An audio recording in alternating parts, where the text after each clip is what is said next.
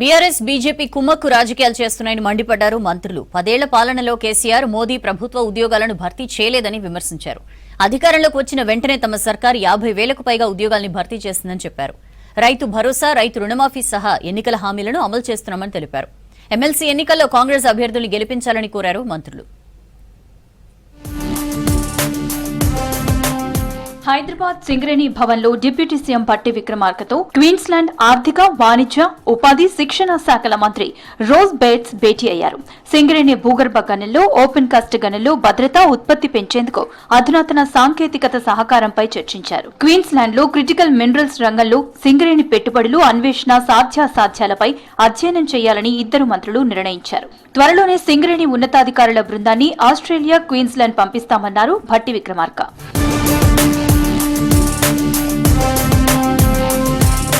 BRS BJP కుమ్మక్కై ప్రజాపాలనపై విమర్శలు చేస్తున్నాయని ఫైర్ అయ్యారు మంత్రి సీతక్క. రాష్ట్ర ప్రభుత్వం ఇచ్చే 2,000 పెన్షన్లో కేంద్రం వాటా 200 మాత్రమేనని చెప్పారు.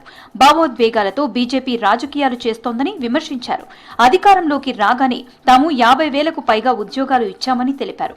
భవిష్యత్తులో కూడా మరిన్ని ఉద్యోగాలు ఇస్తామన్నారు. కరీంనగర్, మంచిర్యాల ఎమ్మెల్సీ ఎన్నికల ప్రచార సభలో సీఎం రేవంత్ రెడ్డితో కలిసి పాల్గొన్నారు సీతక్క. బీజేపీ వాళ్ళు అంటున్నారు కాంగ్రెస్ ఏం చేస్తుందని. అయ్యా, ఇచ్చిన మాట ప్రకారం 200 యూనిట్ల కరెంట్ ఇస్తున్నాం, 21,000 కోట్ల రైతుల రుణమాఫీ చేసినాం, 54,000కు పైగా ఉద్యోగాలు ఇచ్చినాం.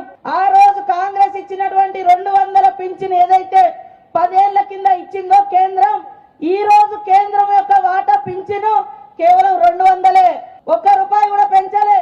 ఎమ్మెల్సీ ఎన్నికల ప్రచారంలో కేంద్ర మంత్రి బండి సంజయ్ 317 జీవోపై మాట్లాడడం కరెక్ట్ కాదన్నారు మంత్రి పొన్నం ప్రభాకర్. ఇప్పటికే స్పౌస్ కేసులు, హెల్త్, మ్యూచువల్ కి సంబంధించిన పలు సమస్యలను పరిష్కరించామని చెప్పారు. స్థానికత అంశం కేంద్ర ప్రభుత్వ పరిధిలో ఉందని తెలిపారు. కాంగ్రెస్ అంటేనే ఉద్యోగులు, నిరుద్యోగుల ప్రభుత్వం అన్నారు. తమపై విశ్వాసం ఉంచాలని గ్రాడ్యుయేట్ ఓటర్లను కోరారు మంత్రి పొన్నం. గత ప్రభుత్వము తీసుకొచ్చిన 317 జీవో ఎమ్మెల్సీ ఎన్నికల్లో బండి సంజయ్ గారు ప్రస్తావిస్తా ఉన్నారు. ఇప్పటికే స్పౌస్ కేసు కానీ, హెల్త్ గ్రౌండ్స్ కానీ, మ్యూచువల్స్ కానీ ట్రాన్స్ఫర్ చేసినాం. స్థానికత్వము కేంద్ర ప్రభుత్వంకు సంబంధించినటువంటి అంశంలో ఉంది. దానికి సంబంధించి రాబోయే శాసనసభ సమావేశాల్లో ఈ అంశాన్ని కేంద్ర ప్రభుత్వానికి నివేదిస్తూ జోనల్ మార్పులకు సంబంధించిన నివేదిక ఇవ్వబోతా ఉన్నాం. వన్యప్రాణులను రక్షించేందుకు పటిష్టమైన చర్యలు తీసుకుంటామన్నారు మంత్రి కొండా సురేఖ. సెక్రటేరియట్లో వన్యప్రాణుల సంరక్షణ బోర్డు 8వ సమావేశంలో ఆమె పాల్గొన్నారు. వివిధ అటవీ ప్రాంతాల్లో నిర్మించాలని ప్రతిపాదించిన 4 మొబైల్ టవర్లు, సవరించిన ప్రతిపాదనలను సమావేశంలో ఆమోదించారు. కవాల్ టైగర్ రిజర్వ్ బఫర్ ఏరియాలో పంచాయతీ రోడ్ల నిర్మాణం కోసం సవరించిన ప్రతిపాదనలకు గ్రీన్ సిగ్నల్ ఇచ్చారు. BSNL 4G mobile cell phone టవర్ల అంశంలో 5 ప్రతిపాదనలపై చర్చించారు. రాత్రిపూట హెవీ వెహికల్స్ కి అడవి రోడ్ల నుంచి అనుమతి ఇవ్వొద్దని ఆదేశించారు సురేఖ.